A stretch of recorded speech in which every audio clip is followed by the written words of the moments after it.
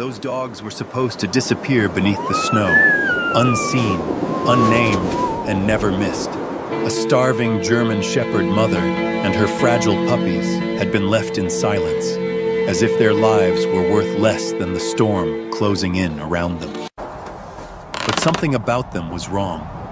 And not just the cold, not just the hunger, not just the fear in the mother's eyes. Because these dogs had not simply been abandoned, they had been hidden. When a former Navy SEAL and his loyal dog found the trail leading to them, they stepped into a mystery no one in town wanted uncovered. What began as a rescue in the snow soon became a fight against a secret system built on silence, control, and forgotten lives. And before this story ends, you may find yourself believing that sometimes God sends help in the quietest, most unexpected way. Before we begin, tell me where you're watching from, or share your thoughts after the story. And please like and subscribe to support the channel and inspire more stories like this. Morning in Alders Bay did not begin with light. It began with the wind. It moved first through the black pines beyond the house, then down across the frozen yard, then finally through the narrow seams of Rowan Vance's old wooden walls, where it whistled in a thin, needling tone that sounded less like weather and more like warning. By the time Rowan opened his eyes, the room was still dim, the winter sky outside not yet fully awake. In the north, dawn often arrived reluctantly. In deep winter, it seemed to negotiate every inch. Rowan sat up without haste, but not softly. He was 41, 6 feet tall, lean and solid in the way of a man built by repetition instead of vanity. Nothing about him was oversized. His strength lived close to the bone. His face was clean-shaven, the square line of his jaw exposed to the cold light. His cheekbones pronounced beneath wind-roughened fair skin darkened by too many northern seasons outdoors. His dark brown hair was trimmed in a military cut, a little longer than regulation, but still shaped by old habit. His gray-blue eyes, when they opened, were already alert. People in town sometimes called him steady. The ones who knew him less called him distant. Both were true. A few years of war had trained him to read danger. The quieter years afterward had trained him to prefer wood smoke, silence, and tasks with measurable endings. Fix the hinge, split the logs, clear the path, feed the dog. Avoid the kind of conversations that wandered into pity. The dog was already awake. Orion stood near the front door with the patience of a sentinel. He was a 4 to 5-year-old German Shepherd with a yellow-black coat dark along the back, warm gold at the chest and legs, and a black muzzle that sharpened the intelligence in his face. He was not oversized either. He had the compact, capable build of a working dog, all precision and restraint. His ears were upright, his amber-brown eyes fixed on the door, his old brown leather collar worn soft with use, a metal tag resting against his throat.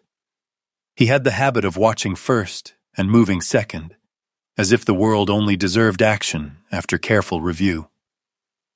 "That's serious, huh?" Rowan muttered. Orion did not turn. He only shifted his weight once. Rowan dressed in the clothes that had become more uniform than choice. An old olive-gray tactical combat shirt, softened by years of washing and weather, faded at the shoulders and frayed lightly at the cuffs.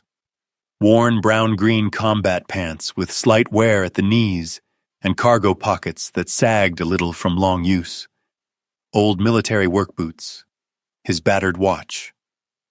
Clothing that asked for nothing except movement. He opened the door, and cold came in like a blade. The yard beyond the porch had been erased overnight out into a wide white stillness.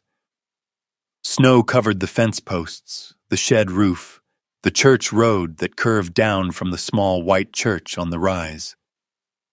The lake beyond the trees lay frozen under a sky the color of old steel. It was a hard, beautiful emptiness, the kind that made a man feel both very alive and almost unnecessary. Orion stepped out first, then stopped. Not the pause of a dog catching scent. Not the alert angle he took when hearing a squirrel under drifted branches. This was something else.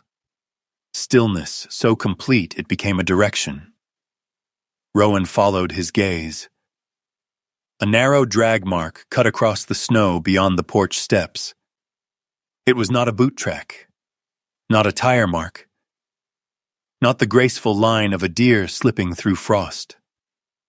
It looked as if something had been pulled across the yard from the road, leaving behind a shallow, uneven scar in the fresh white surface. Snow had already begun to soften its edges, but not enough to hide its intention. The mark continued toward the lower field, then bent toward an old storage shed near the edge of the tree line. Rowan felt that quiet shift inside himself, the one he had never fully lost. Not fear. Focus. Orion started forward. Rowan followed, the snow breaking beneath his boots with a hard, dry sound. The wind pressed at his shirt and found the old aches buried in his shoulder and lower back. He ignored both. The drag mark grew fainter as they crossed the field, half swallowed by drifting powder. At one point, it nearly disappeared altogether, and Rowan might have lost it if Orion had not stopped, circled once, and corrected their path toward the shed. The building had once stored feed and tools before the roof began sagging under too many winters. Snow had drifted up against the door, nearly sealing it. Rowan reached for the handle, found it stiff with ice, and pulled hard. The smell hit him first: cold fur, damp wood, old fear. Then he saw them. A German shepherd mother lay in the far corner on a dirty blanket that had long ago stopped being useful. She was black and tan beneath grime and neglect, though the color in her coat looked worn out of her rather than merely hidden. She was too thin. Her hips showed. The line of her ribs pressed faintly beneath her fur.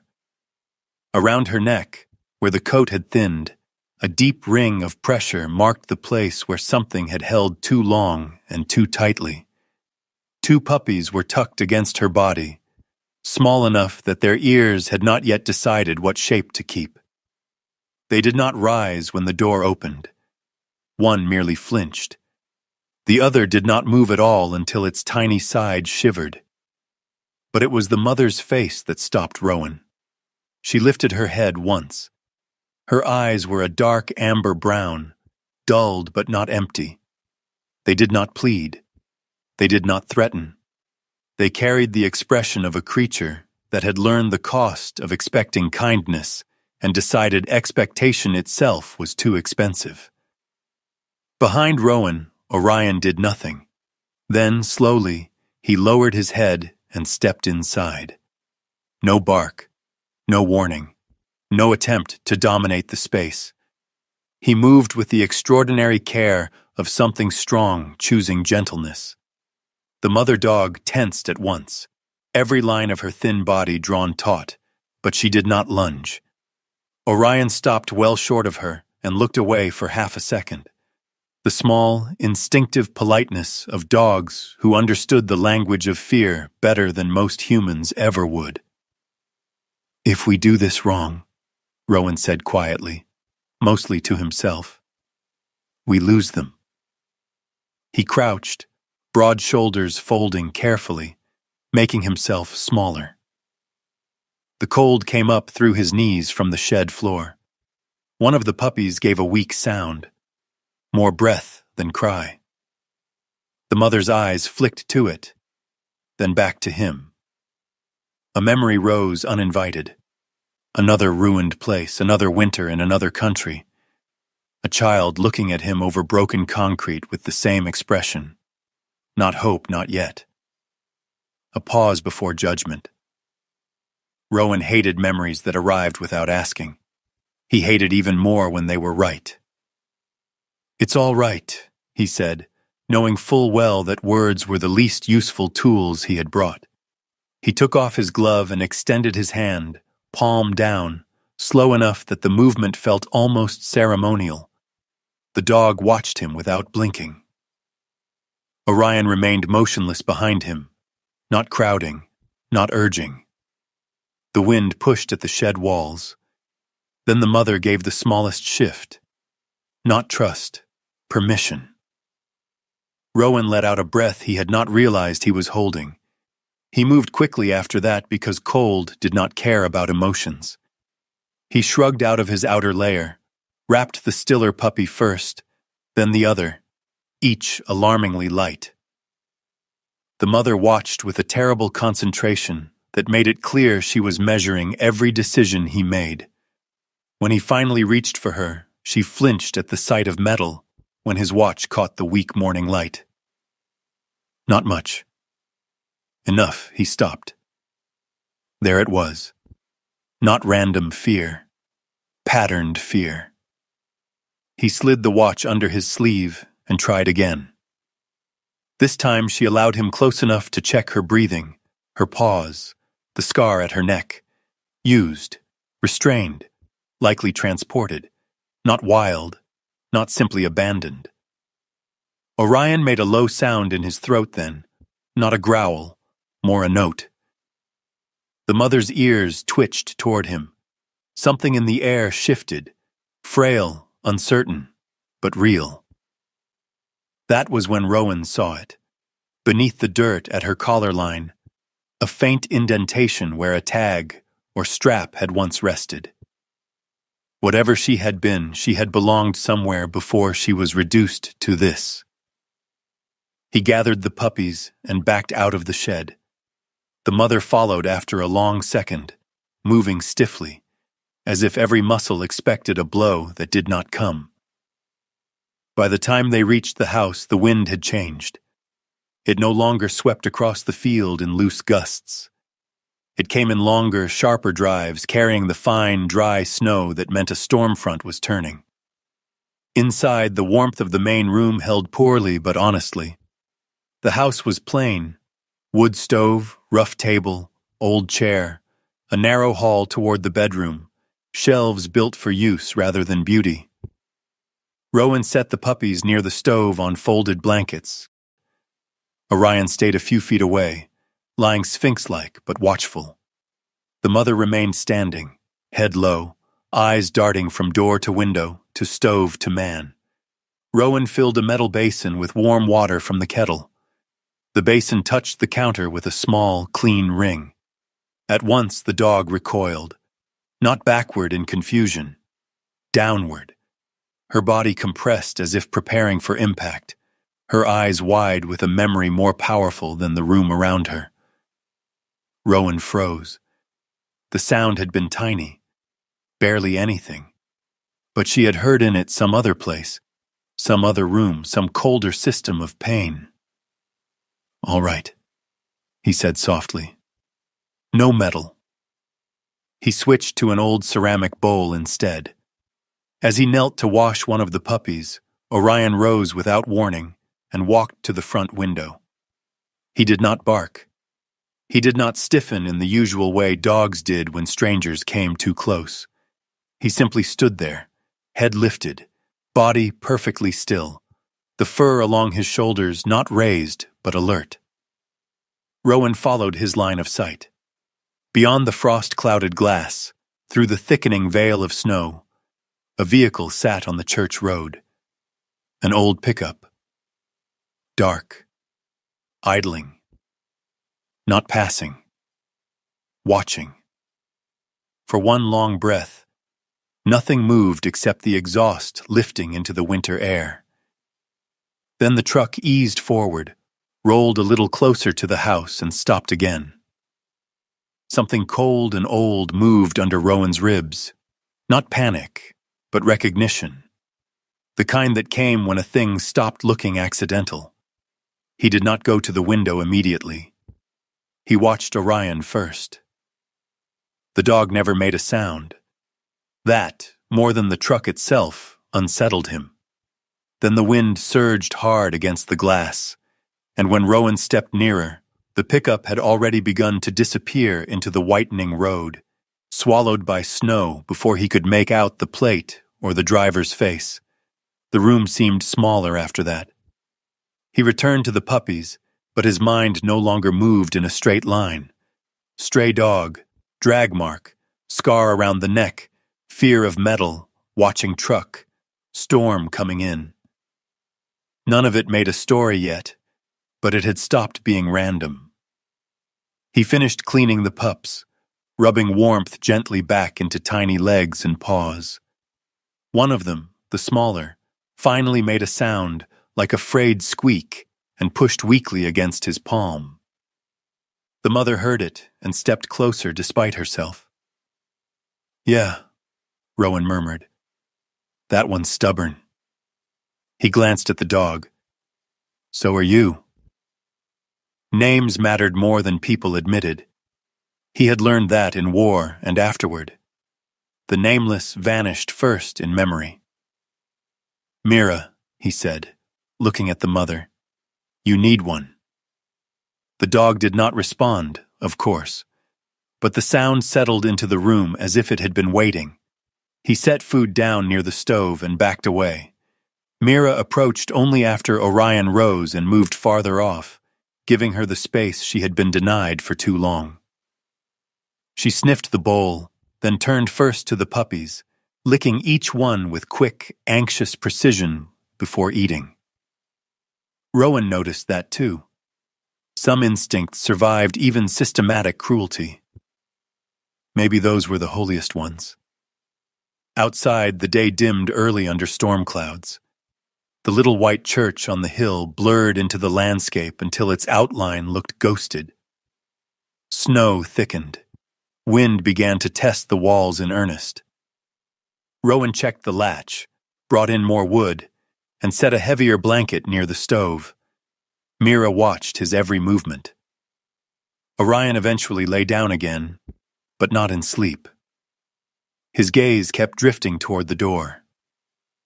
"Seen that truck before?" Rowan asked him dryly. Orion's ear twitched once.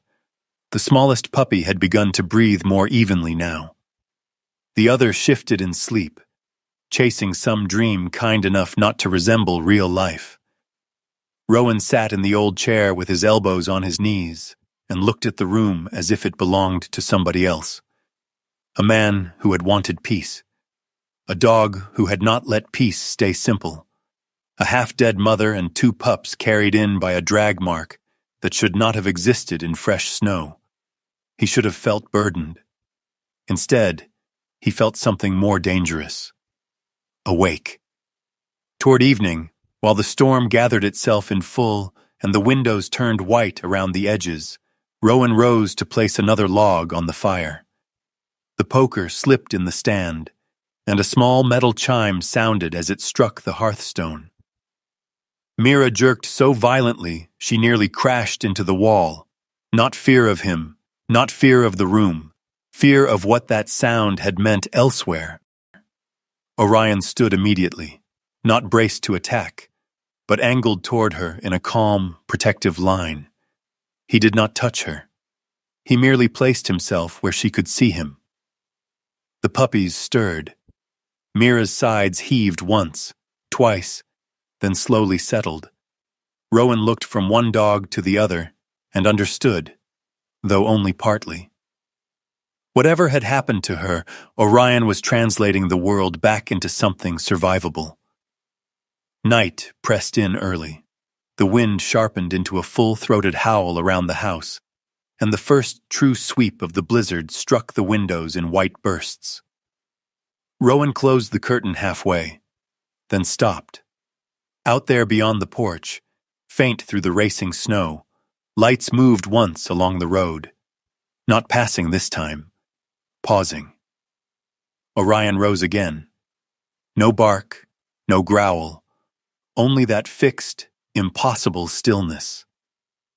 Rowan stood beside him, his own reflection pale in the glass. his hand unconsciously settling near the old military watch beneath his cuff. Neither man nor dog moved. Behind them, Mira curled at last around her two puppies, though her eyes remained open. Outside, the truck waited one beat too long in the storm. Then, slowly, it rolled on into the whiteness and was gone. The storm did not arrive in a single moment. It built itself, first in the tightening air, then in the way the trees stopped swaying and began to resist, and finally in the sound, the long, low pressure of wind turning into something that had direction and intent. By mid-morning, Alders Bay had vanished into white. From the window, the world no longer looked like a place. It looked like absence. Rowan Vance stood near the glass, one hand resting lightly against the frame, feeling the faint tremor of each gust through the wood. His reflection stared back at him in broken fragments between streaks of frost. Behind that reflection, the storm thickened. "You picked a bad day," he murmured, not to himself.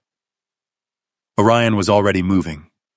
The German shepherd circled the room in a slow, deliberate pattern, not restless, not panicked, but attentive in a way that suggested he was listening for something 'neath the storm rather than reacting to it.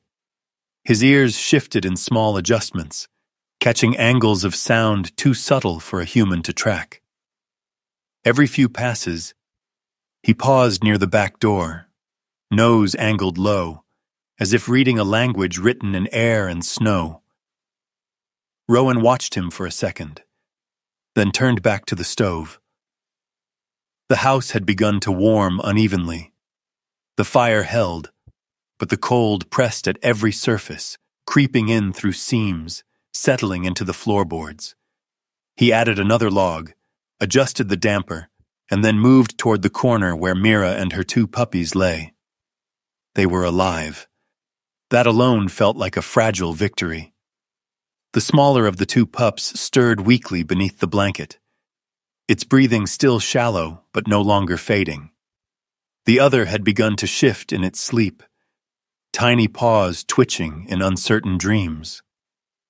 Mira lay curled around them, her body forming a protective arc that did not fully relax even in exhaustion. She watched him. Not with fear anymore, not entirely, but not with trust either.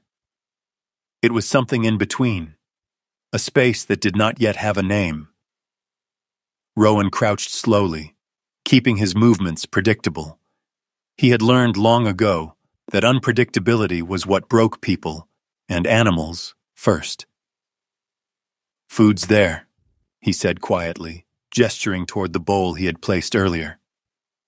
Mira's eyes flicked to it, then back to him. She did not move. Orion approached from the side, not directly, not crowding her, and lay down a few feet away, his posture open, non-threatening. After a moment, Mira shifted, just enough to reach the bowl with a cautious stretch of her neck. She ate quickly, but not frantically, pausing twice to glance back at her before continuing. Rowan exhaled softly. "That's something." The wind struck the house harder then, a solid force that rattled the window and sent a fine spray of snow against the glass. The sound filled the room like static. Somewhere outside, something loose hit wood in a hollow, irregular rhythm. Mira flinched, not as violently as before, but enough. Rowan stilled again. He followed the line of her tension, the way her ears angled, the slight tightening at her shoulders. It wasn't random. It never was. Patterns, he thought. Everything had patterns. He straightened and crossed the room, securing the loose latch on the side wall, tightening it until the knocking stopped.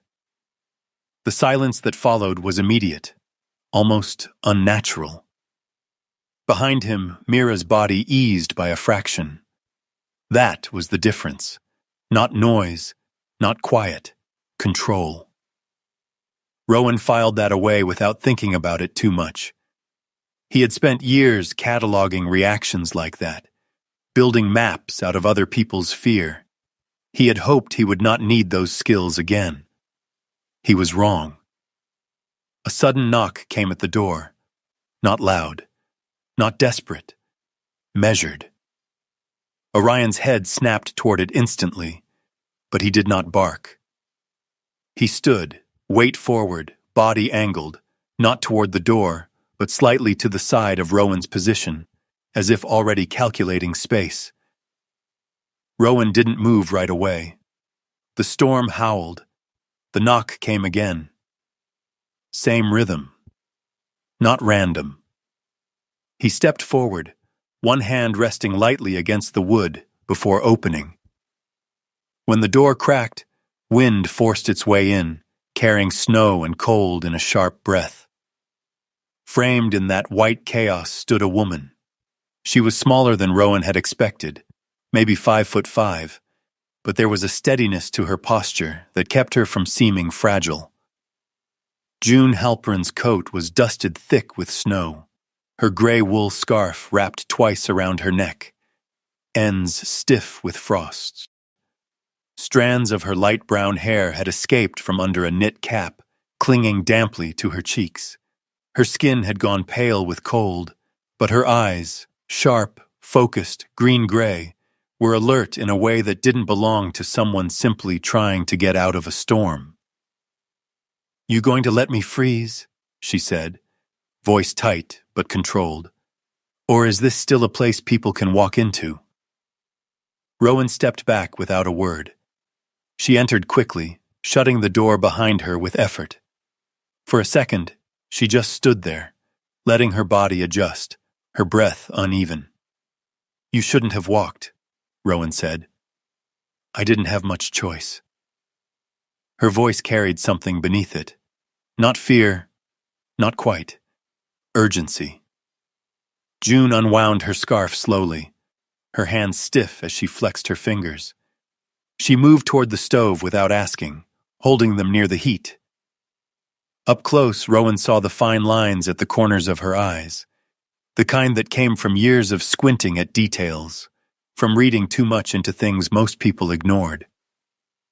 "You found them," she said after a moment, nodding toward Mira. Rowan's gaze sharpened slightly. "You know her?" June hesitated. Not long, but enough. "I've seen her," she said. "Not here." She stepped closer, crouching just outside Mira's space.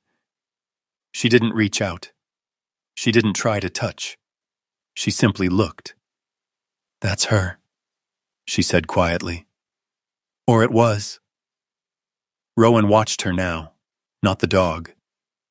"Start explaining." June leaned back on her heels, her expression tightening as if she were choosing how much to say. "I used to work for the local paper," she said, "before it stopped being a paper and started being something else." Rowan didn't interrupt. "There was a series we were building," she continued, "about the animal rescue program. Calder Vale's organization. Funding, transport, placement. It all looked clean on the surface. Too clean." Her eyes flicked back to Mira. They had before and after photos, intake records, success stories. She paused. "I saw her face in one of those files. Same markings, same eyes." Mira shifted slightly, her ears angling toward June's voice, though she did not lift her head. "She was listed as rehomed." June's voice dropped. "Months ago." Silence filled the room for a second, broken only by the wind pressing against the house. Rowan straightened slowly. "And now she's half dead in a storage shed." June nodded once. "That's the part that doesn't fit." Orion moved then, stepping between them and the door again, his attention drawn back to something unseen outside. His tail remained still, his posture controlled. June noticed. "He always like that?" she asked. "No," Rowan said. That was enough. A sudden, low vibration rolled through the floorboards, so faint it might have been missed if not for the way Orion reacted. The dog's head snapped upward, ears rigid, body going completely still. Not alert, not defensive, listening. Rowan felt it a second later, not through his ears, but through the soles of his boots. A distant, heavy resonance, like something large moving over a surface that carried sound differently. June looked at him. "You feel that?" Rowan didn't answer. He was already moving toward the window. The storm had thickened again, visibility nearly gone. Snow crossed the glass in diagonal sheets. For a moment, there was nothing. Then, a shadow. Low. Wide. Moving. Across the lake. It passed between two blurred shapes of trees, its outline just visible enough to suggest mass. Not a snowmobile. Too large. Too steady. A vehicle. On ice. June exhaled slowly. No one drives out there in this.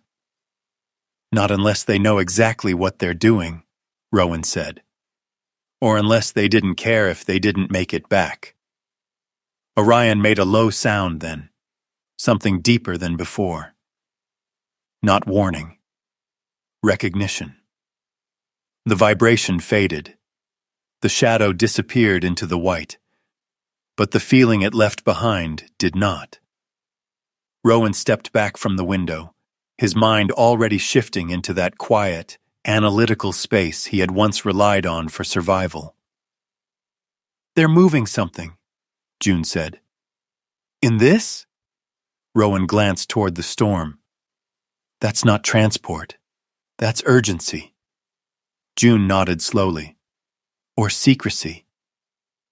Behind them, one of the puppies let out a small, strained whine. Mira immediately shifted, nudging it closer, her attention snapping back to the present.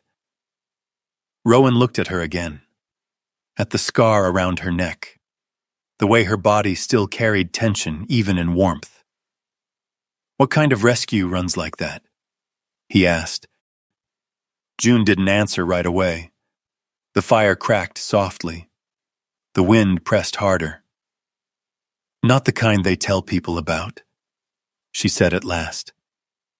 Rowan crossed the room, checking the latch again, then the back door.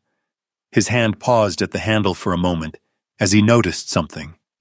The snow outside the back entrance. Disturbed. Not heavily. Not obvious. But wrong. The pattern was too smooth in one place, too broken in another. Like something had moved there and then been partially covered again by drifting snow. Orion was already there, nose low, tracing the edge of that disturbance. Rowan opened the door just enough to look out. Cold hit him again, sharper now. He crouched, studying the ground. A faint impression, half a print, half a smear. Not old, not from the morning. "Someone came through here," he said quietly. June stepped closer behind him. "In this storm?" Rowan stood slowly. They didn't stay long. Orion lifted his head, looking out into the white. Rowan followed his gaze. There was nothing. Just snow, wind, absence. But absence, he knew, was not the same as emptiness. He closed the door again, locking it this time. The room felt smaller. Not because of space, because something had stepped into the edges of it. Unseen, uninvited. Rowan returned to the stove, but he did not sit. June wrapped her scarf tighter around her neck, though she was no longer cold. Mira watched them both. Orion remained near the door. Outside, the storm deepened, swallowing the road, the lake, the town. Inside, something had shifted. Not loud, not obvious, but enough. The storm did not end. It weakened. That was worse. By dawn, the wind had lost its constant howl and broken into long, uneven breaths that moved across the land in pulses. The sky above Alders Bay lightened slightly, not into warmth, not into hope, but into a pale, strained gray that revealed just enough to make distance visible again. And distance, Rowan Vance knew, was where mistakes lived. The temperature had dropped further in the night. The kind of cold that didn't bite. It settled. It pressed into joints, slowed reactions, made simple decisions take longer than they should. Rowan stood near the door, one hand resting against the frame, feeling the stillness between gusts. June sat at the table behind him, her gloved hands wrapped around a chipped ceramic mug, though the coffee inside had already gone lukewarm. She hadn't slept. The shadows beneath her eyes made that clear, but her gaze remained sharp, following every movement Rowan made like she was mapping it. "You're actually going out there," she said. It wasn't a question. Rowan didn't turn. "If I wait," he said, "there won't be anything left to follow." June exhaled slowly. Not disagreement, recognition. "Then you don't go alone." Rowan glanced back at her. "This isn't a walk," he said. "It's not even a search. It's—" "I know what it is," June cut in more quietly now. "I've been looking at this longer than you have. You just started caring." The words could have landed wrong. They didn't. Rowan studied her for a second longer, then nodded once. "Then you stay here," he said. "If something comes back while we're gone, you'll know faster than I will." June's jaw tightened, but she didn't argue. "Bring back more than guesses," she said. Rowan pulled on his outer coat, thick, worn, functional.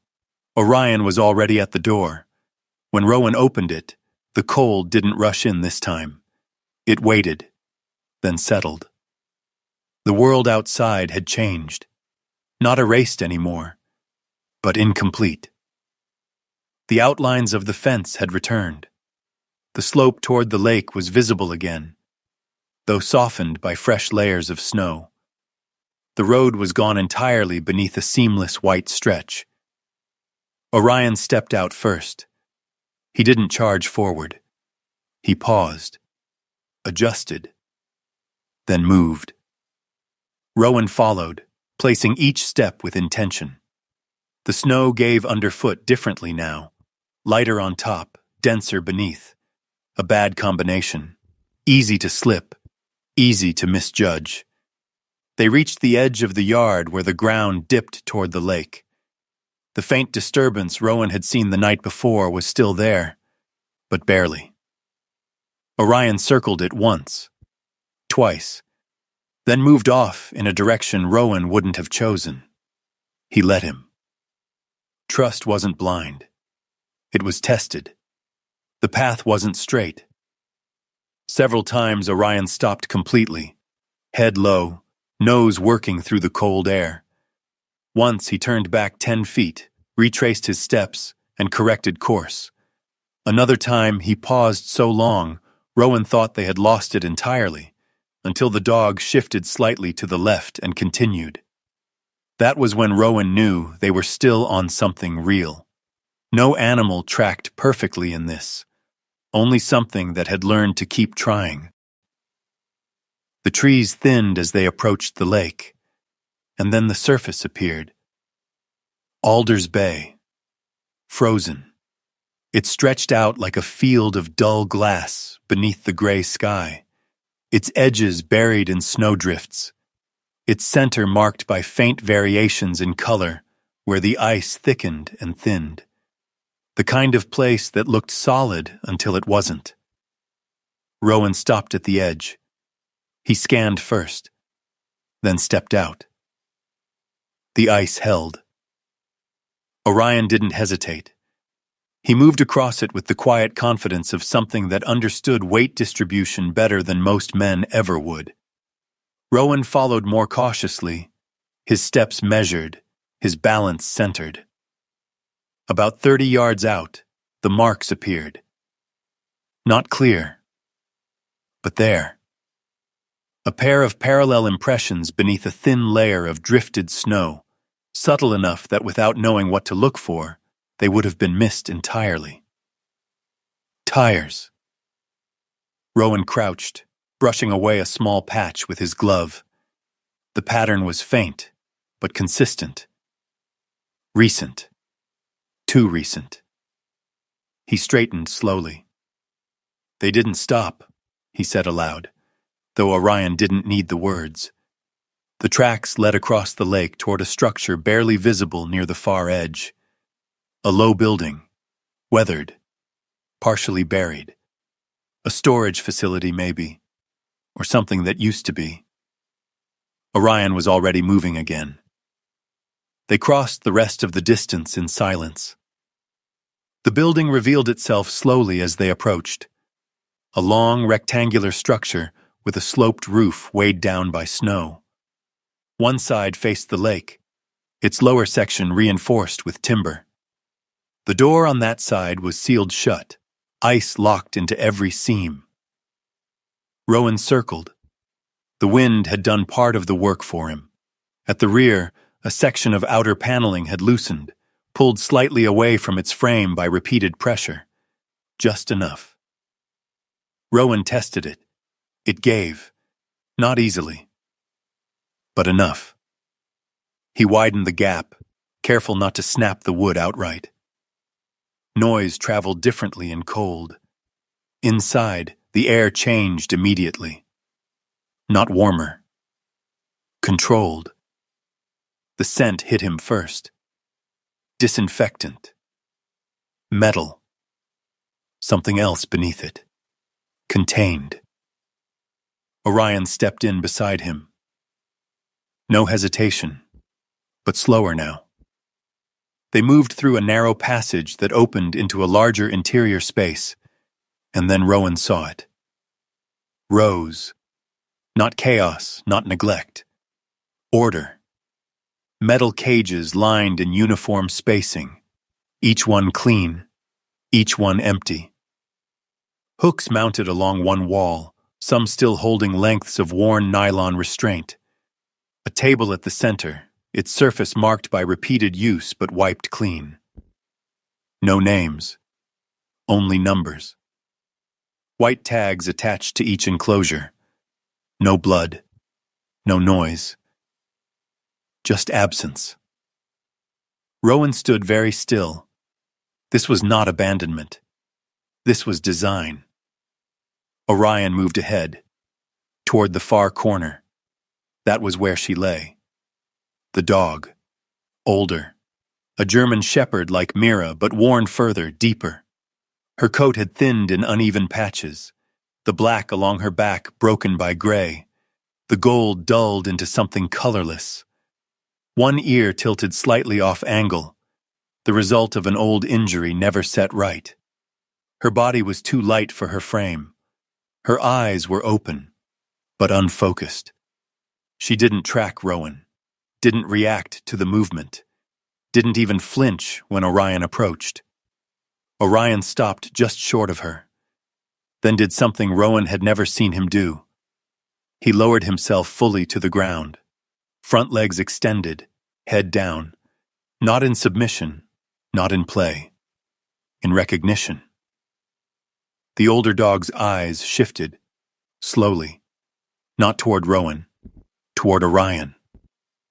Her body trembled, a small, involuntary movement, and then her head lifted a fraction, barely enough to count, but enough. Rowan felt something tighten in his chest. Not fear. Understanding. This dog wasn't gone. She was waiting for something she had not seen in a long time. Orion held the position, didn't move closer, didn't press, just remained. After a few seconds, the trembling eased. The dog lowered her head again, but not all the way, not where it had been. Rowan stepped forward carefully. "Hey," he said, voice low. No response. He crouched. The dog didn't look at him, but she didn't withdraw either. He checked her breathing, shallow, but steady. He glanced at the restraints on the wall, then at the collar line around her neck. Same pattern, same system. He looked back at the room. This wasn't a place where animals were kept. This was a place where they were processed, sorted, moved. "Orion," he said quietly. The dog lifted his head slightly. "We're not the first ones here." Orion stood. He turned once, scanning the room, not for movement but for something else. A trace. A shift. Something left behind. Rowan followed his gaze. Near the far wall, half hidden beneath a thin layer of frost, something lay on the floor. He crossed to it. A tag. Metal. Rectangular. He picked it up. The surface was scratched, partially worn, but the engraving remained. A V-Transit/Unit 4. Rowan turned it over in his hand. Cold. Deliberate. Not a mistake. He slipped it into his pocket. Behind him, Orion returned to the older dog, standing beside her now, not guarding, not claiming, accompanying. Rowan took one last look around the room. Everything in place. Everything accounted for. Except what wasn't there anymore. He moved back toward the opening. "Come on," he said. Orion hesitated, just for a second, then followed. The wind outside had picked up again, though not as violently as before. Snow moved low across the surface of the lake, like something alive skimming just above the ground. Rowan paused at the edge of the ice and looked back once. The building stood still, silent, as if nothing inside it had ever mattered. But he knew better now. This wasn't rescue. This wasn't failure. This was a system, and he had just stepped inside it. The storm loosened its grip, but it did not leave. It lingered in the air, in the brittle cold that followed, in the way the sky remained colorless long after morning should have arrived. Alders Bay reappeared slowly, not as a place waking up, but as something uncovered. Rowan Vance drove into town just after noon. The road had been partially cleared, though not well. Snowbanks rose unevenly along both sides, packed hard and gray where plows had passed, soft and untouched where they hadn't. The town itself looked unchanged at first glance. Same small storefronts, same narrow sidewalks, same white church standing slightly above everything else like a quiet witness. But Rowan saw the difference. He saw it in the way people moved. Not hurried, not relaxed. Measured. As if everyone had agreed, without speaking, to continue as if nothing had happened. Orion sat in the passenger seat, alert but still, his gaze tracking the slow movement of figures outside the truck window. His ears shifted occasionally, catching fragments of sound, but he did not react to anything openly. Not yet. Rowan parked near the general store. The bell above the door gave a dull, tired ring as he stepped inside. Heat wrapped around him immediately, carrying the smell of coffee, old wood, and something faintly sweet, pastries maybe, or something left too long in the oven. The woman behind the counter looked up. Irene Bell. She was somewhere in her late 60s, small-framed but upright, with short silver hair cut close to her head in a practical style that didn't ask for maintenance. Her face was narrow, lined not with softness but with observation, the kind of lines that came from watching more than speaking. Her eyes were pale blue, sharp despite her age. "I was wondering when you'd come down," she said. Rowan didn't smile. "Didn't know I was expected." Irene gave a slight shrug, wiping her hands on a cloth. "You've been here long enough," she said. "People start noticing when you stop doing what you usually do." Her gaze shifted briefly to Orion. "And when your dog starts watching things he didn't care about before." Rowan stepped closer to the counter. "Seen anything last night?" Irene didn't answer right away. She reached for a coffee pot, poured into a chipped mug, and slid it toward him. Not an offering, a delay. "Storm was bad," she said. "Didn't see much of anything." Rowan waited. Irene looked at him again. Then quieter. "Didn't see it clearly." There it was. Rowan's fingers tightened slightly around the mug. "What did you see?" Irene leaned her weight on the counter. "A truck," she said. "Heavy, not local. Passed through before the worst of it hit." She paused. "Didn't stop here. Where'd it go?" Her eyes flicked toward the back window of the store, where the road curved out toward the lake. Same direction everything goes when it doesn't want to be noticed. Rowan nodded once. No more questions. Not because there weren't more to ask, because he understood the boundary. Irene wasn't refusing. She was offering exactly what she believed she could afford to give. Nothing more. Outside, the air felt colder after the warmth of the store. Rowan stood for a moment beside the truck, looking down the road Irene had indicated. Snow still covered most of the tracks, but the weight of something large had left subtle compression beneath the surface. Orion shifted in the seat, not restless, focused. Rowan opened the door. "Stay," he said. Orion didn't move. That wasn't obedience. That was agreement. Rowan followed the road on foot this time, boots crunching through uneven layers of snow. The further he went, the fewer signs of town remained. Houses gave way to open stretches, then to tree lines, and then a figure, standing near the edge of the road, partially obscured by the shadow of a leaning pine. Rowan slowed. The man didn't move away. He stepped forward instead. Mid-30s, maybe.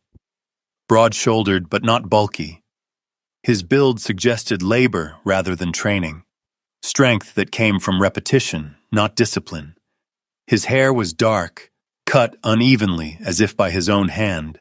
Stubble covered his jaw, not neatly kept, but not neglected either. His coat was heavy, practical, worn at the elbows. His hands, visible even through gloves, were scarred across the knuckles. His eyes were the only thing that didn't match the rest of him. They were careful. "Rowan Vance, Sushin," the man said. Not a question. Rowan stopped a few feet away. "Do I know you?" The man gave a small, humorless smile. "No," he said. "But I know what you found." Rowan didn't react outwardly. "People talk," the man continued. "Not out loud, but enough." "Name," Rowan said. The man hesitated. Then, "Noah Pike." Rowan nodded slightly. "What do you want, Noah?" Noah glanced once over his shoulder toward the tree line, then back. "To tell you something before you go too far." Rowan's expression didn't change. "Then say it." Noah shifted his weight. "They're not losing anything," he said. "Not by accident." The wind moved through the trees behind him. They move things, Noah continued. Sort them. Send them where they're supposed to go. His jaw tightened. If something shows up where it shouldn't, it means something went wrong. Rowan stepped closer. And you're telling me this why? Noah's eyes flickered. Because I drive one of the routes, he said. Silence settled between them. And you don't like what you're moving, Rowan said. Noah didn't answer that. He didn't need to. Orion appeared then. Rowan hadn't heard him approach. The dog moved past Rowan straight toward Noah, calm, controlled, not aggressive. Noah froze, not out of fear, recognition. Orion stopped just short of him, lifted his head slightly, and inhaled. Then, he stepped to the side, not blocking, not confronting, just placing himself where Noah could see him clearly. Noah's expression changed. Something in it broke open, just for a second. I've seen dogs like him, Noah said quietly. Not out here. Not anymore. Rowan watched him closely. What does that mean? Noah shook his head once as if dismissing the thought. It means, he said, you don't understand how far this goes. Orion turned then, looking back at Rowan. Not urging, not warning, just waiting. That was enough. Rowan stepped back. What happens when something goes wrong? He asked. Noah exhaled slowly. They correct it. How? Another pause, then. They don't leave loose ends. Rowan held his gaze. And you're still working for them. Noah's jaw tightened. For now. The wind shifted again, sharper this time. Noah stepped back. You didn't hear this from me, he said. Rowan didn't respond. Noah turned, disappearing into the trees without another word. Orion watched him go, then looked back at Rowan. The message was clear, even without language. This wasn't random. This wasn't isolated. This was structure. Rowan returned to the truck in silence. By the time he reached the house, the light had already begun to fade again. June was waiting. She stood near the table, papers spread out, her coat off now, sleeves rolled slightly as if she had been working through something methodically. You went farther than I thought, she said. Rowan closed the door behind him. Not far enough. June studied his face. Who did you talk to? Driver, Rowan said. Name's Noah Pike. June's expression sharpened. I've seen that name, she said. She moved quickly, flipping through a stack of printed pages. Transport logs, partial records. Nothing official, but enough to suggest. She stopped, her finger resting on a line. That he's part of it. Rowan nodded. He confirmed it without saying it. June leaned back slightly, processing. So it's not just one location, she said. It's movement, distribution. Rowan glanced toward the corner where Mira lay. She had shifted again, not away from the room, toward it. She watched him enter this time without shrinking. A small change, but real. She ate while you were gone, June said quietly. Rowan looked at her. Not much, June added. But she didn't wait for Orion first. Rowan exhaled. That mattered more than anything else they had uncovered so far. Across the room, Orion moved to lie down near the door again. Always the door, always the edge. Rowan stepped closer to Mira, crouching as he had before. She didn't retreat, didn't lean in either, but she stayed. That was enough. Outside, the wind rose again, not as violent as before, but steady, persistent. Inside, something had shifted, not solved, not safe, but different. Rowan sat back on his heels, his mind moving through everything they had gathered. The system, the movement, the correction, the silence of the town, and the one thing that mattered most. Nothing here was accidental. The night after the storm did not bring peace. It brought silence. Not the quiet that settled over a resting town, not the calm that followed survival. This silence had weight. It pressed against the walls, settled into the corners, stretched thin across the yard like something waiting to be disturbed. Rowan Vance felt it before he understood it. He stepped out onto the porch just after midnight, the cold cutting sharper now that the wind had mostly withdrawn. The sky had cleared enough to reveal a hard scatter of stars above the frozen land, their light distant and indifferent. The world looked still. Too still.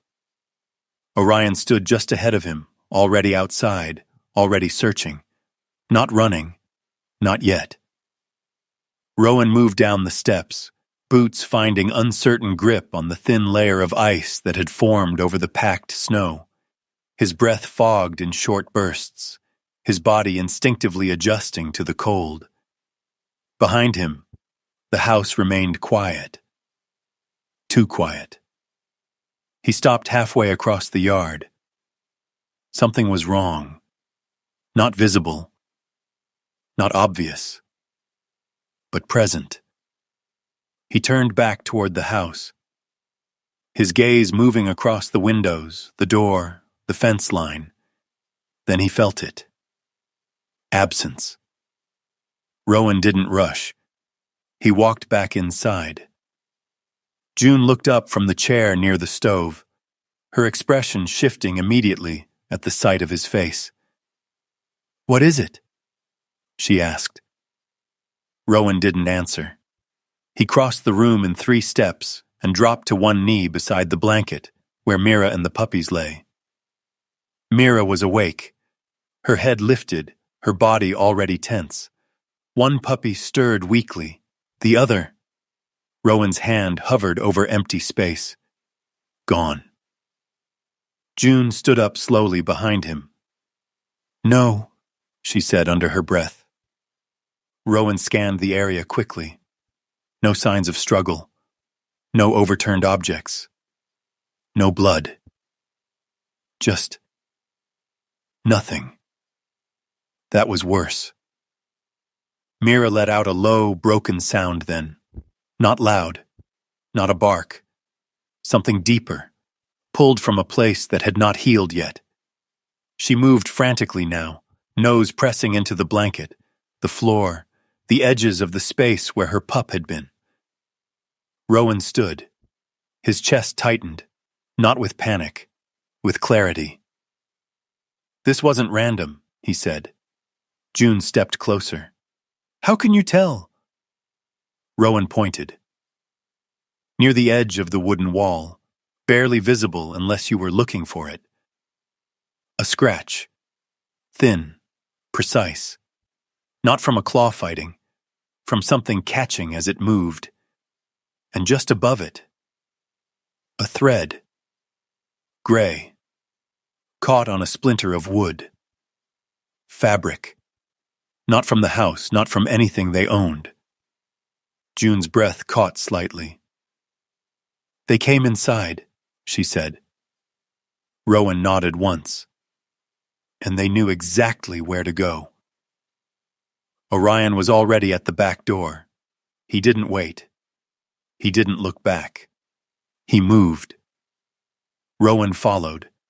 The door opened into a rush of cold, but Orion was already across the yard, his body low, fast, controlled. "Orion!" Rowan called once. The dog didn't stop. That told him everything. Rowan ran. The ground was worse now than it had been during the storm. The top layer had frozen unevenly, creating a brittle surface that cracked and shifted under each step. Visibility dropped the further he moved away from the house, the moonlight swallowed by the trees and the lingering haze of blown snow. Orion slowed once. turned, not to return, to check, then continued. Rowan pushed forward, following the line of movement, though he couldn't see what Orion saw. The world had become a blur of white and shadow, depth distorted, distance unreliable. His foot slipped, hard. The ice beneath him gave just enough to send his weight sideways. He hit the ground with a dull impact, breath knocked halfway out of him. Cold surged through his body instantly, sharp and disorienting. For a second, he lost direction. Up felt sideways, the trees blurred, the ground tilted, and then stillness. Orion stood 5 feet ahead of him, not moving, not approaching, not pulling, just standing, square, visible, a fixed point in a world that had lost shape. Rowan stared at him. His breathing slowed, his vision steadied. He pushed himself up, boots finding ground again, balance returning piece by piece. Orion didn't move until Rowan did. That was the difference. He hadn't been pulled back. He had been given something to orient himself against. Rowan stepped forward. Orion turned, and they moved again. The trail was nearly gone now, not erased, disrupted. Wind had shifted direction, scattering the top layer of snow, breaking whatever pattern had existed before. Rowan could see nothing clear, nothing consistent. But Orion kept going, not fast, not certain, but forward. Several times, he veered slightly off, then corrected, circling back, recalibrating. His movements were tighter now, more deliberate, as if the signal he followed had weakened but not disappeared. Rowan trusted that more than anything perfect. They reached the tree line. The forest closed around them, the branches heavy with snow, the ground uneven beneath layers of frozen drift. Sound changed here. The wind softened, filtered through the trees, replaced by a quieter, more enclosed stillness. And then, a structure, half buried, dark against the snow. Rowan slowed. The building had once been something functional, a workshop maybe, or a storage facility for timber work. Now it stood abandoned, its outer walls weathered gray, sections of the roof sagging under accumulated snow. No lights, no sound, no movement. Orion didn't hesitate. He moved straight toward it. Rowan followed, his hand instinctively brushing the side of his coat where years ago something else would have rested. Old habits. The front entrance was sealed. Ice and time had done their work. Rowan circled. The side wall showed signs of damage, older than the storm, but worsened by it. A section of wood had split slightly, creating a narrow opening. He widened it carefully. Inside, darkness held. Cold. Still. But not empty. Orion entered first, and then stopped. Completely. Not alert. Not tense. Frozen. Rowan stepped in behind him. "What is it?" Orion didn't respond. He stood facing the far side of the room, body rigid, ears forward, eyes locked. Rowan followed his gaze. At first, nothing. Just shadows. Shapes. Then, a sound. Soft. Irregular. Breathing. Not strong. Not steady. But there. Rowan moved forward slowly, each step deliberate, controlled. The air inside carried a different scent than the previous facility. Less chemical. More neglected. But beneath it, the same underlying pattern. He reached the far side and saw it. A crate. Not metal this time. Wood. Reinforced. Vent holes cut into the sides. One panel slightly ajar. He crouched. Inside. Movement. Small. Weak. Alive. Rowan exhaled slowly. Easy, he said, though the words were for himself as much as anything else. He opened the panel further. The interior was dark, lined with rough fabric. And there, a small body, curled, trembling. Pip. The puppy's eyes were open, but unfocused, its breathing shallow, its body stiff with cold and fear. Orion stepped closer then, not rushing, not crowding. He lowered his head slightly, just enough for Pip to catch his scent. The puppy twitched. Then, a small movement, toward him. Rowan reached in, hands steady, lifting the pup carefully, supporting its fragile frame. Pip didn't struggle, didn't cry, just pressed weakly against his palm. Rowan held him close. Got you, he said quietly. Behind him, Orion shifted. Rowan turned slightly. The room wasn't empty after all. Along the far wall, barely visible in the dim light. More crates, closed, sealed. Rowan's jaw tightened. Not abandoned. Stored. Waiting. He stood slowly. Pip held securely against his chest. Orion remained still for a moment longer, then turned. Ready. Rowan took one last look at the crates, then followed. The forest felt colder on the way back. Not because the temperature had dropped, because now he knew what moved within it. Rowan kept his steps careful, his focus split between the path ahead and the small, fragile weight in his arms. Pip's breathing remained uneven, but present. That was enough. Orion stayed close now, not leading, accompanying. They reached the edge of the yard just as the first hint of wind returned, stirring the surface of the snow in thin, shifting lines. June opened the door before Rowan reached it.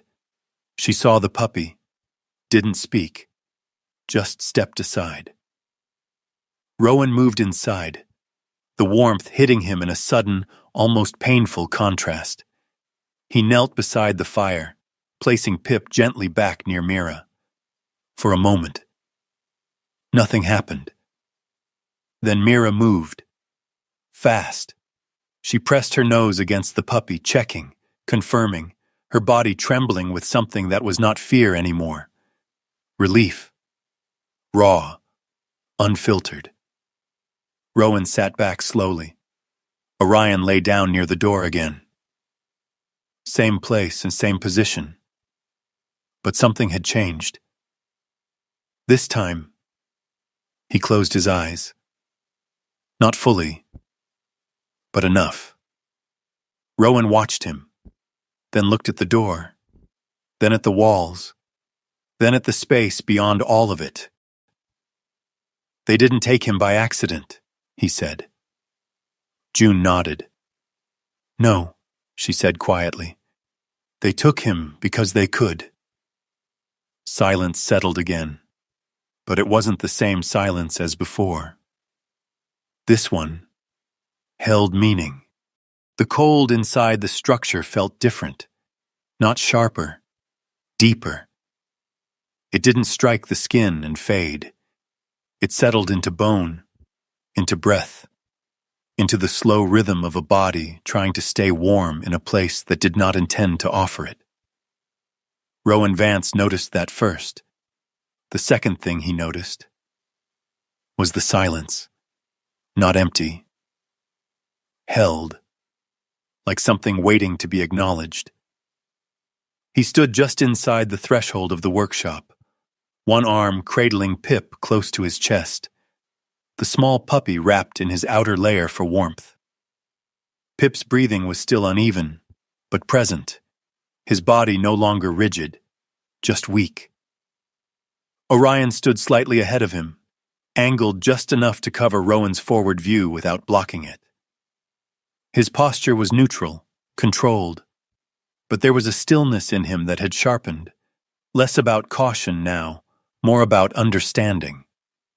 Rowan didn't move deeper into the room right away. He listened, not with his ears alone, with everything. A faint shift, not from the crates, not from the wind, from somewhere behind the far wall. A presence. Then, a voice. You found your way faster than I expected. It didn't come with threat. It came with certainty. Rowan turned slowly. The man stepped into view from the far side of the room, as if he had been standing just outside perception until that moment. Calder Vale. He was taller than Rowan by a slight margin, but carried himself differently, not with the compact efficiency of someone trained to move, but with a controlled stillness that suggested he didn't need to. His build was lean, not frail, his posture straight without effort. His hair was dark, neatly kept, not a strand out of place despite the environment. His face was clean-shaven, sharp in its angles, the kind of face that held expression only when it chose to. His eyes, gray, cold, and steady, did not search. They assessed. His coat was dark, tailored, out of place in a structure like this. Or perhaps, perfectly in place. You took something that wasn't yours, Calder said, voice even. No anger, no urgency, just statement. Rowan shifted Pip slightly in his arms. He was never yours, Rowan replied. Calder tilted his head, just a fraction. That's where you're mistaken. Behind Rowan, a sound, a sharp intake of breath. June. Rowan didn't turn immediately. He didn't need to. Her presence carried tension now, different from before. Tighter, controlled. Rowan, she said, her voice low but steady. He glanced over his shoulder. She stood near the far wall, partially in shadow, her coat gone, her hands free now, but red from cold. Her hair had come loose from its tie, strands falling across her face. There was a mark at her wrist, faint, but visible. Not injury, restraint. You shouldn't have come here, she added. Rowan looked back at Calder. You brought her. Calder didn't deny it. She came on her own, he said. I simply made sure she stayed long enough to understand. June's jaw tightened, but she didn't speak. Calder stepped forward, not close enough to threaten, just enough to occupy space. You think this is about cruelty, he said. About neglect, about something broken that needs fixing. He paused. It isn't. Rowan didn't respond. Calder's gaze moved briefly to Orion, then to Mira, who had just entered. She moved slower than before, her body still thin, still marked by what she had endured. But something had changed. She didn't stop at the threshold. She didn't hesitate. She walked forward, straight. And then, she stood, between Rowan and Calder, not trembling, not retreating, just standing. That was the first time Rowan understood what real change looked like. It wasn't loud. It didn't announce itself. It simply remained. Calder watched her, For the first time, something shifted in his expression. Not surprise. Recognition. "You see?" he said quietly. "Even now, she returns to position." Mira didn't move, didn't lower her head, didn't obey. She just stood there. And that was the difference. Orion stepped forward, not toward Calder, toward Mira. He moved beside her, not in front, not behind, aligned. Then, slowly, deliberately, he sat, a simple action. But in that space it meant something else, not submission, not rest, choice. Mira's body shifted, not backward, forward, a fraction, but enough. Calder saw it, Rowan saw it, June saw it, and in that small movement, something in the room broke. Not physically, conceptually, a system that depended on repetition, on predictable response, on control, had just encountered something it couldn't calculate. Calder exhaled once, softly. "Interesting," he said. "You move them," Rowan said. Not a question. Calder nodded. "We place them," he corrected. "Where?" Calder's eyes returned to him. "Where they're needed." Rowan's jaw tightened. "That's not placement," he said. "That's allocation." Calder smiled slightly. "Language is a matter of perspective." June stepped forward then, her voice cutting through the air. "They don't survive your system," she said. "The numbers don't match. The intake doesn't match the outcomes." Calder didn't look at her. "They survive as long as they're useful," he said. The words landed clean. No emotion, no apology. Rowan felt the weight of that settle into the room. "You took the weakest one," he said, glancing at Pip. Calder's gaze followed. "Yes." "Why?" A pause. Then, "Because you would come for it." Silence. That was the answer. Not leverage, not randomness. Design. Rowan shifted his stance slightly. Not aggressive. Prepared. "You think this ends here?" Calder asked. Rowan didn't answer. Before he could, the door behind them opened. Not forcefully, not dramatically. Just enough. Deputy Cole Maddox stepped inside. He was a man in his early 50s, built solid from years of carrying weight, physical and otherwise. His hair had gone mostly gray, cut short, practical. His face was lined deeply, not from age alone, but from decisions that had not sat well.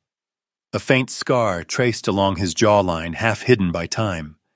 His uniform was worn but maintained, the badge on his chest catching what little light filtered through the broken window. He didn't reach for his weapon, didn't announce authority. He just stood there and looked. "At some point," Maddox said quietly, "you have to decide what you're standing in." Calder didn't turn. "You've known for years," he said. Maddox didn't deny it. "That's why I'm here now." June moved then. Subtle. Fast. She reached into her coat, where she had hidden something before being brought here. A small device, cracked screen. Still alive. Signal. Weak, but enough. Rowan saw it. So did Calder. For a second, no one moved. Then June pressed something. The device flickered, held, connected. Somewhere. Calder's gaze sharpened. "Too late," June said, her voice steady now despite the cold. You don't control the narrative anymore. The room shifted, not physically, but in weight. Calder stepped back slightly. Not retreat. Recalculation. You think exposure ends systems like this? He asked. June didn't answer. She didn't need to, because for the first time, it wasn't about stopping him here. It was about making sure he couldn't disappear without a trace. Rowan looked at Maddox. You going to stop him? Maddox's eyes didn't leave Calder. I should have a long time ago. Calder adjusted his coat. Calm, still controlled. You misunderstand something, he said. This doesn't stop with me. No, Rowan said quietly. It doesn't. That was the truth, and everyone in the room knew it. Mira shifted again, closer to Rowan this time. Not forced. Chosen. Orion remained where he was. Still.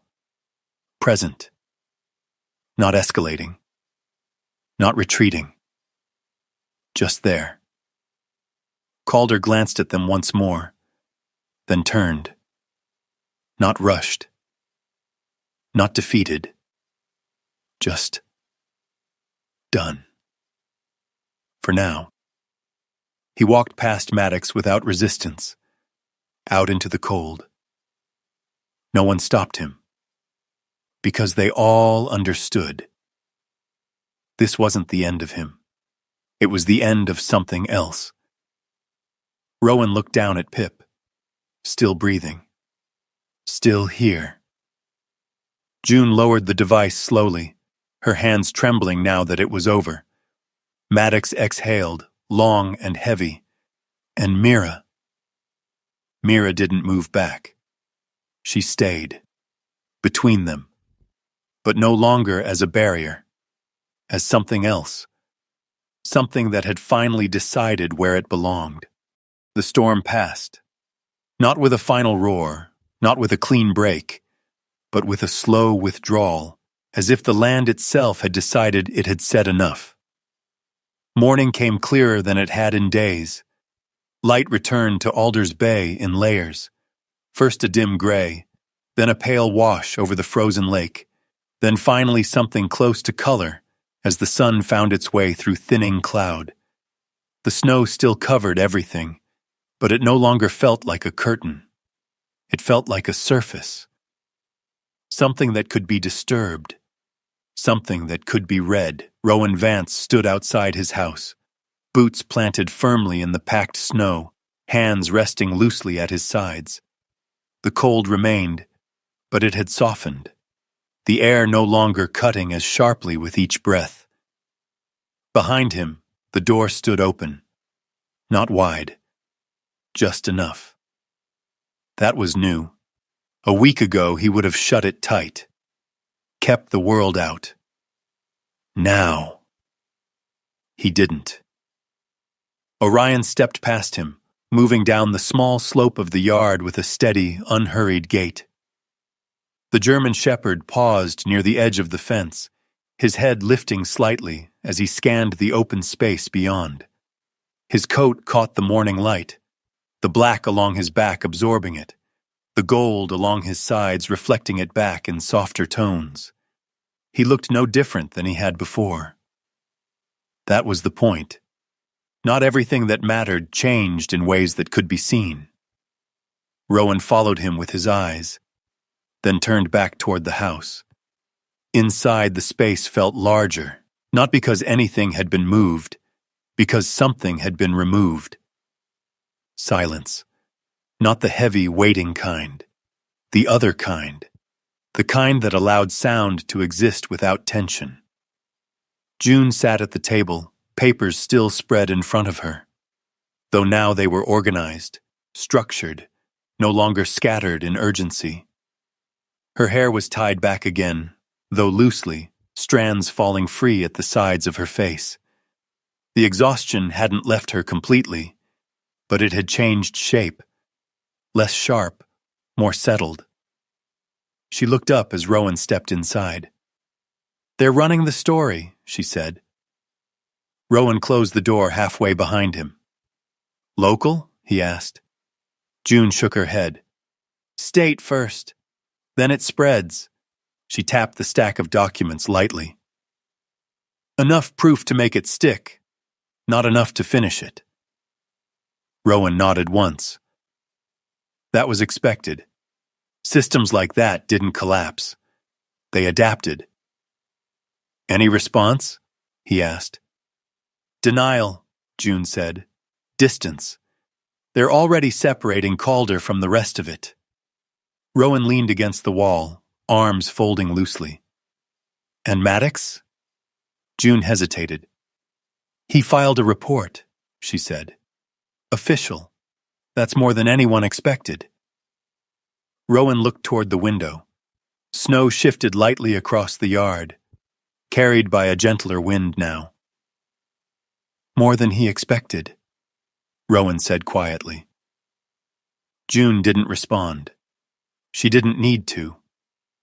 Near the stove, Mira lay stretched along the blanket. Not curled, not guarding, resting. Her body still bore the signs of what she had been through.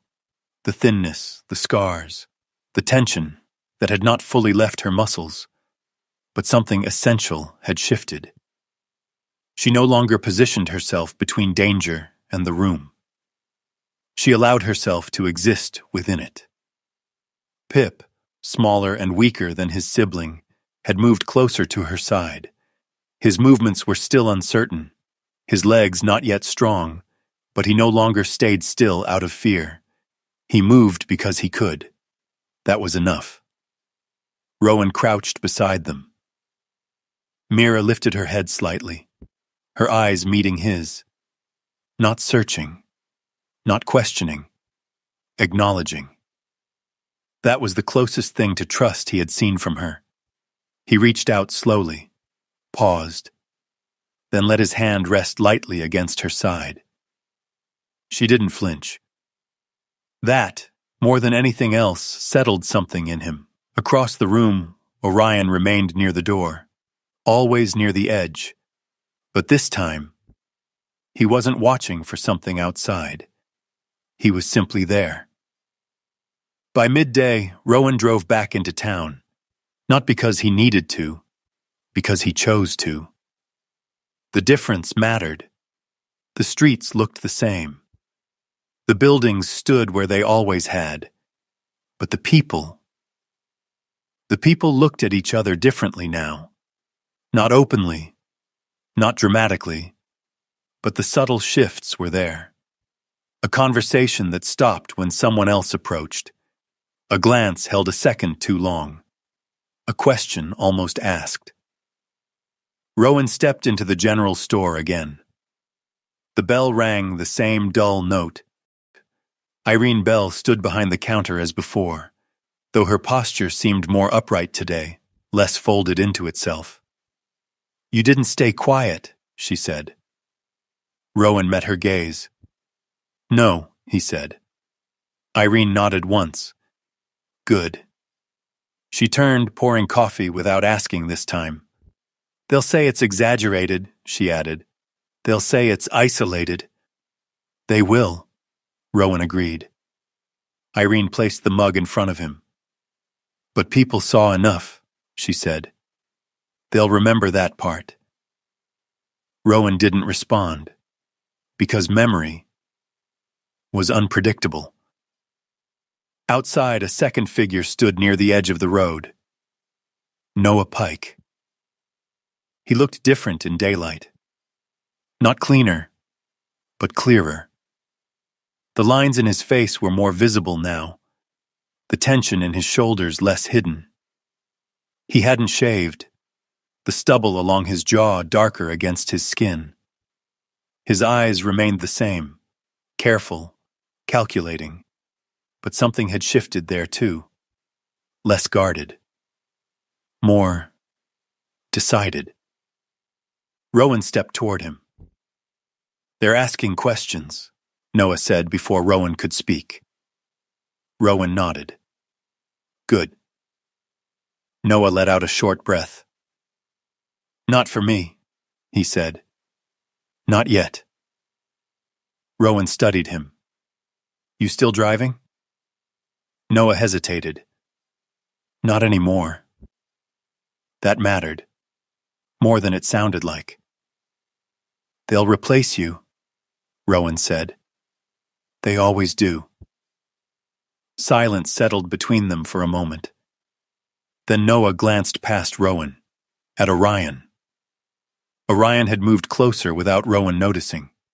He stood a few feet away now, watching Noah, not with suspicion, not with challenge, but with that same steady presence he had shown before. Noah didn't look away. Instead, he stepped closer, slowly, carefully. He crouched just enough to lower himself, not to dominate, not to reach, just to meet Orion at a different level. I saw one like you once, Noah said quietly. Orion tilted his head slightly. No movement otherwise. Noah's voice dropped. They trained them to stop reacting, he said. Not to bark, not to warn, just to exist where they were needed. He swallowed once. But that one, he paused, his expression tightening. It forgot how to come back. Rowan watched him closely. Noah looked at Orion again. You didn't, he said. Orion didn't respond. He didn't need to. Noah stood back up, and for the first time, he didn't look like a man trying to stay inside something. He looked like someone who had already stepped out. Rowan returned home before dusk. The light faded slower now, less oppressive, more natural. Inside, June had cleared most of the table, leaving only a few pages spread out. She looked up as he entered. They're sending someone, she said. Rowan set his coat aside. Who? State investigator, June replied. Name's Daniel Harker. Rowan raised an eyebrow slightly. Reputation? June exhaled. Doesn't stop halfway, she said, but doesn't rush either. That was enough. Rowan nodded. Good. Later, as the evening settled, Rowan stepped outside once more. The sky had cleared completely now, stars sharp against the dark. The snow reflected just enough light to make the ground visible without a lamp. Orion joined him. They stood side by side. No urgency, no tension, just presence. After a moment, Rowan walked toward the fence and reached for a piece of wood he had set aside earlier. A simple board. Rough, unfinished. He had carved the words earlier that day. Not carefully, not perfectly, but clearly. He fixed it to the post with steady hands, then stepped back. The words caught the faint light. Some things were never lost. They were just never seen. The wind moved lightly across the field. Snow shifted. Not covering. Not erasing. Just moving. Behind him, the house remained open. Inside, Mira rested. Pip breathed steadily. June worked quietly. And for the first time since the storm, nothing felt hidden. Not because everything had been solved, but because what mattered most had already been brought into the light. Rowan looked out across the frozen land one last time, then turned back toward the house. Orion followed. Sometimes the deepest wounds in this world are not the ones we can see. Sometimes they live in silence, in fear, in the way a soul learns to expect nothing good ever again. That was the truth at the heart of this story. Mira was not weak because she was afraid. Pip was not worthless because he was small. Marin was not forgotten because she no longer knew how to hope. And Rowan was not chosen because he was perfect. He was chosen because, when the moment came, he did not turn away. That is where the lesson begins. In life, many people carry pain the way these animals did. Some have been used. Some have been overlooked. Some have been treated as if their value depended on what they could produce, endure, or hide. And many have learned to survive by becoming quiet. But silence is not the same as having no worth. Brokenness is not the same as being beyond love. What is unseen by the world is still seen by God. Maybe that is one of the miracles in this story. Not lightning from heaven, not a grand sign written across the sky, but a quieter kind of miracle. The right soul arriving at the right moment, the refusal to walk away, the courage to protect what others had priced too cheaply. Sometimes God does not send miracles as spectacles. Sometimes He sends them as mercy, as timing, as conviction, as a door that opens before a life disappears into the dark. And maybe that is how grace often works in our daily lives, too. Most of us will never stand in a snow-covered town and uncover a hidden system. But we will all meet moments that test who we are. A lonely neighbor, a frightened child, an exhausted parent, a wounded animal, a stranger whose pain is invisible unless someone slows down long enough to notice. In those moments, we are given a choice. We can pass by, or we can become part of the answer to someone else's prayer. That is the lesson this story leaves behind. Do not measure worth by appearance, usefulness, or noise. Some of the most precious lives in this world are the ones others dismiss too quickly. And sometimes the most powerful thing a person can do is simply stay, see clearly, and choose compassion when it would be easier not to. If this story touched your heart, please share it with someone who may need hope today. Leave a comment and tell us where you are watching from, and what moment in this story stayed with you the most. And if you believe in stories of faith, compassion, justice, and second chances, please subscribe to the channel so you do not miss the next one. May God bless every person watching this. May He protect your home, strengthen your heart, calm your fears, and remind you that no life is ever worthless in His eyes. May He guide your steps, heal what has been wounded inside you, and use you to bring light to someone who feels forgotten. Amen.